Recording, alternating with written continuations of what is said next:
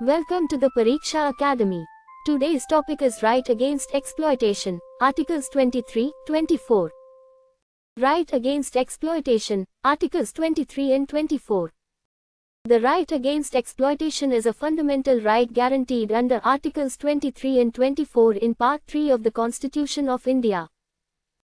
Its main purpose is to protect human beings from being treated as commodities or sources of cheap labor, to safeguard human dignity, and to prevent exploitative practices such as human trafficking, beggar, forced labor, bonded labor, and child labor. A distinctive feature of Articles 23 and 24 is that their protection is not confined only to actions of the state. In several situations, these provisions also operate against exploitation by private individuals, institutions, and employers. Article 23. Article 23 prohibits trafficking in human beings, beggar, and other similar forms of forced labor.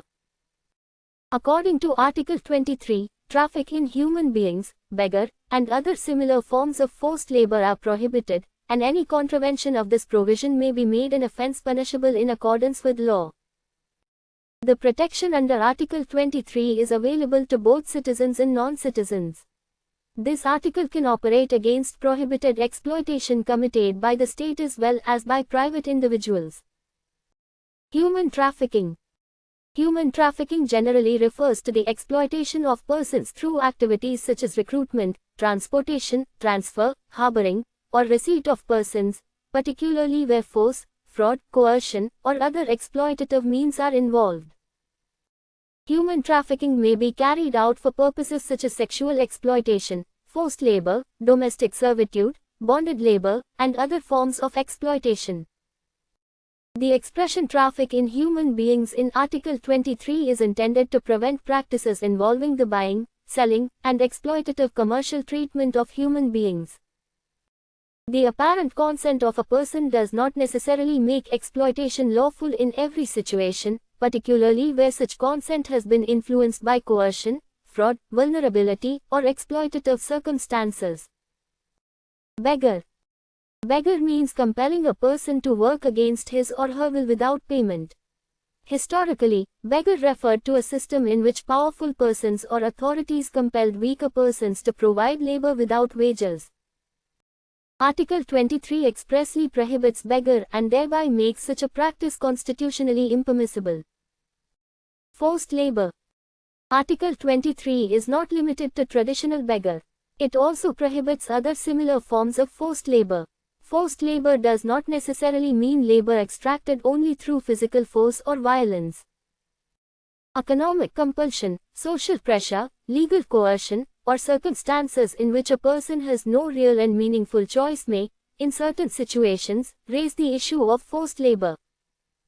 People's Union for Democratic Rights v. Union of India, popularly known as the Asiad Workers case, is an important decision concerning the interpretation of Article 23. In this case, the Supreme Court gave a broad interpretation to the expression forced labor under Article 23. The court held that extracting labor by paying less than the prescribed minimum wage may, depending upon the circumstances, fall within the scope of forced labor under Article 23. The reasoning is that a person working under extreme economic compulsion may not actually possess genuine bargaining freedom. Therefore, merely stating that a worker voluntarily accepted employment does not necessarily settle the constitutional issue under Article 23. This relationship between minimum wages and Article 23 connects protection against economic exploitation with the constitutional value of human dignity. In Sanjat Roy v. State of Rajasthan, the Supreme Court also emphasized the importance of minimum wages and Article 23 in the context of workers engaged in relief work. The state cannot rely upon the existence of a natural disaster or relief program to deprive workers of their constitutional protection by paying them less than the statutory minimum wage. Bonded labor. Bonded labor is a serious form of forced labor in which a person is compelled to work for an employer or another person because of debt, social custom, economic dependence, or some other obligation. A bonded laborer may have little or no real freedom to leave the employment, change the employer, or independently use his or her labor. The Bonded Labor System Abolition Act, 1976, provides the principal statutory framework for the abolition of the bonded labor system. The law abolished the bonded labor system and provided an important legal basis for releasing bonded laborers and extinguishing obligations arising from bonded labor. Bandhwa Mukti Morcha v. Union of India is an important Supreme Court decision concerning bonded labor. The Supreme Court treated bonded labor as a serious constitutional issue connected with human dignity and fundamental rights. The court also emphasized that the role of the state cannot be confined merely to formally prohibiting bonded labor. Effective measures for identification, release, and rehabilitation of bonded laborers are also important. Exception under Article 23. Article 23 Clause 2 permits the state to impose compulsory service for public purposes. Therefore, every form of compulsory service does not amount to forced labor prohibited by Article 23.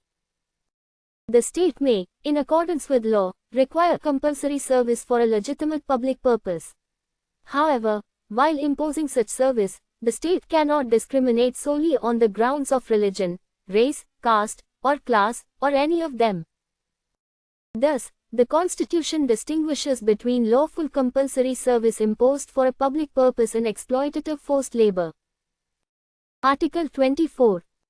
Article 24 provides constitutional protection to children against hazardous employment. According to Article 24, no child below the age of 14 years shall be employed to work in any factory or mine. A child below 14 years of age also cannot be employed in any other hazardous employment. Thus, the constitutional prohibition under Article 24 protects children below 14 years from employment in factories, mines, and other hazardous forms of employment. The purpose of Article 24 is to protect children from work that may seriously endanger their health, safety, physical development, and dignity. While understanding Article 24, it is important to distinguish between the constitutional prohibition and the broader statutory framework governing child labor. Article 24 specifically protects children below 14 years from employment in factories, mines, and other hazardous employment, while laws enacted by Parliament may provide wider prohibitions and regulatory safeguards.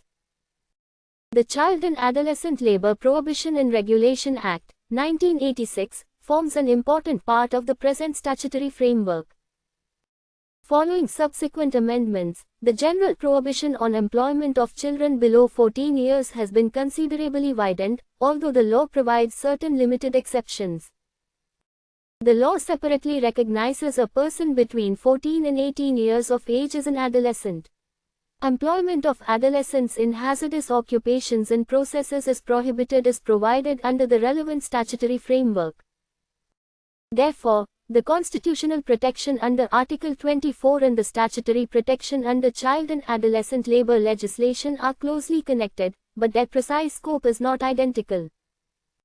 The issue of child labor is also practically connected with Article 21A, because the constitutional right to free and compulsory education for children between 6 and 14 years strengthens the broader constitutional objective of keeping children in school and away from labor. Article 51 Clause K, dealing with fundamental duties, also places a duty upon a parent or guardian to provide opportunities for education to a child or ward between 6 and 14 years of age. MC Mehta vs. State of Tamil Nadu is an important judicial decision concerning child labor. In this case, the Supreme Court addressed the conditions of children working in hazardous industries and issued important directions concerning elimination of child labor, education, compensation, and rehabilitation. Difference between Articles 23 and 24. Article 23 prohibits trafficking in human beings, beggar, and other similar forms of forced labor, whereas Article 24 specifically prohibits the employment of children below 14 years in factories, mines, and other hazardous employment. Article 23 is not an age-specific protection, whereas the constitutional prohibition under Article 24 specifically concerns children below 14 years of age. Article 23 expressly provides an exception for compulsory service imposed by the state for public purposes, while the constitutional structure of Article 24 is different. The common objective of Articles 23 and 24 is to protect human dignity and prevent situations in which economic, social, or physical vulnerability is used as a means of exploitation. Article 23 protects genuine freedom of labor, while Article 24 protects children from employment that may endanger their childhood, health, safety, and development. The special constitutional significance of these provisions lies in the fact that fundamental rights are not confined merely to protecting individuals against state interference. The Constitution also directly prohibits certain forms of exploitation committed by private persons. Thus, the right against exploitation gives practical meaning to the constitutional value of human dignity. A human being cannot be bought or sold, no person can be subjected to beggar or forced labor, and children cannot be employed in hazardous work prohibited by the Constitution. Thank you very much for joining us. For more useful study material, please like and share this video, and subscribe to the Pariksha Academy channel.